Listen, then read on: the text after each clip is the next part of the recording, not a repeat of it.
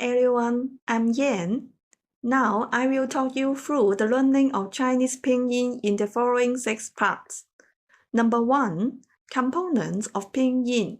Number 2. Natural phonetic learning steps. Number 3. The dentist story of tones. Number 4. Methods of marking tones. Number 5. Rules of sound changes. Number 6. How to do it step by step. Firstly, let's talk about the components of Pinyin.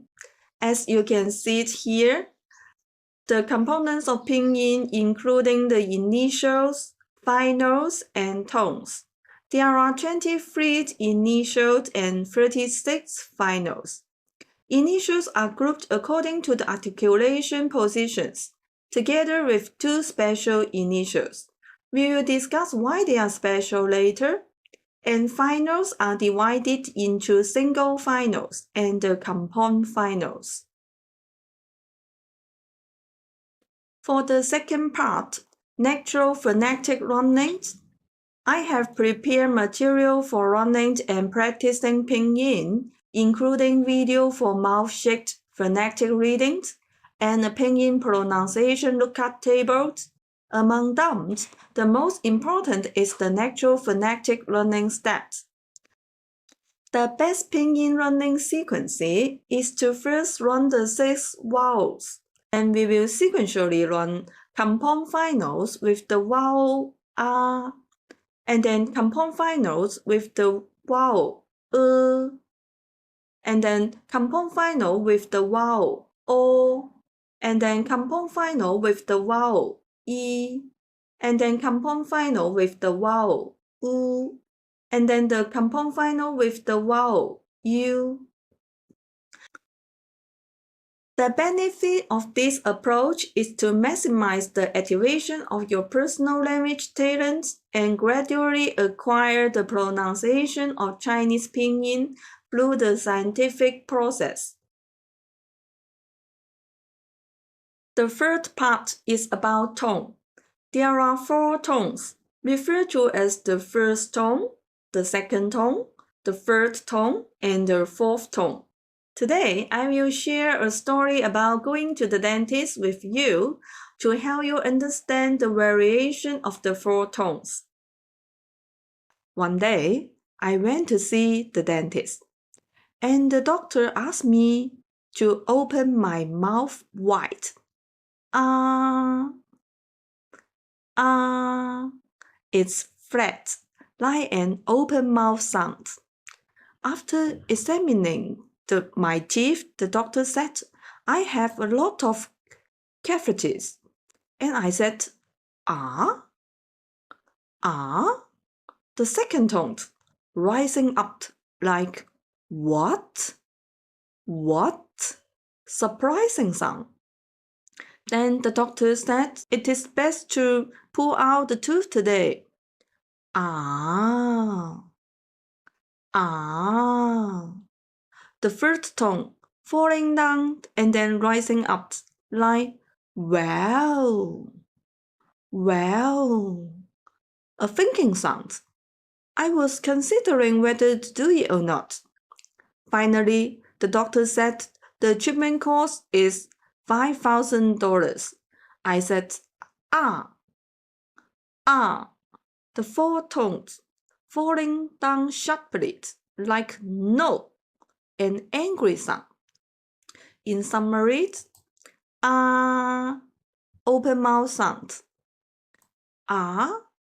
What? Surprising sound. Well, thinking sound. No, angry sound. It's easy to remember, right? And with the proper practice, I think you can master the pronunciation of Pinyin.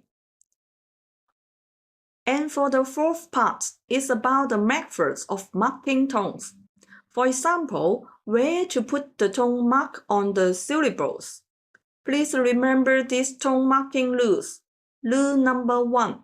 As you see the example here, tone marks are placed on the finals.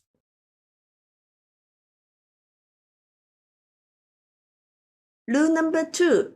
In compound finals with the vowel R, the tone mark must be placed on R. Rule number 3. In compound finals without R, the tone mark is preferably placed on O, and please note that O and will never appear together. Rule number 4.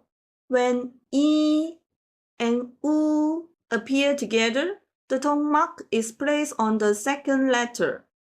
Mastering these rules will ensure that the tone head is always formed correctly. And the next part is about the rules of sound changes. Firstly, I want to reassure every one of you that when we learn a foreign language, it's very normal to have the accents or tone differences from the native speakers. Moreover, China is a big country, and the pronunciation varies in different regions. For example, the rhotic accent is more common in Beijing. However, people from different regions with different accents can still understand each other. Therefore, as learners of Chinese language, I encourage you to be more confident in your Chinese pronunciation. As long as you can communicate and be understood, your pronunciation is okay. And as long as you persist in learning, your pronunciation will improve day by day. So, in this part of sound changes, I will mainly discuss 3 phonetic phenomena that you may encounter and find is confusing in the later learnings, and I will address them here in advance. The first phonetic phenomenon is the neutral tone. The neutral tone means no tone. For example, the word here is 爸爸. The latter one, 爸, is pronounced very lightly. As we all know, language evolved over time, and people in the progress of communication invented the neutral tone to minimize the fatigue and make the speech sound more natural and rhythmic. So we just need to naturally acquire it during the dialogue learnings without memorizing it deliberately. And the second phonetic phenomenon is when 2 third-tone characters are arranged together. The first character will be pronounced as the second tone. This phonetic change is essentially to reduce the pronunciation fatigue and make it more comfortable to listen to. For example, 你好. The first character originally is 你, but here changed to 你好. The first phonetic phenomenon is when 3 third-tone characters are arranged together. How should they be pronounced? It depends on the relationship between the 3 characters. For example, 老领导. 领导 can be split as a separate word, means leader, in which case 领 change from the third tone to the second tone, 领导. And when they are grouped with 老 doesn't need to undergo a tone change. So it's 老领导. However, in another scenario, like 展览馆, the first 2 characters, 展览, can be split as a separated word. In this case, 展 changed to the second tone because it encountered 懒. And then 懒 also changed to the second tone because it encounters 馆. So the pronunciation of this word is 展览馆.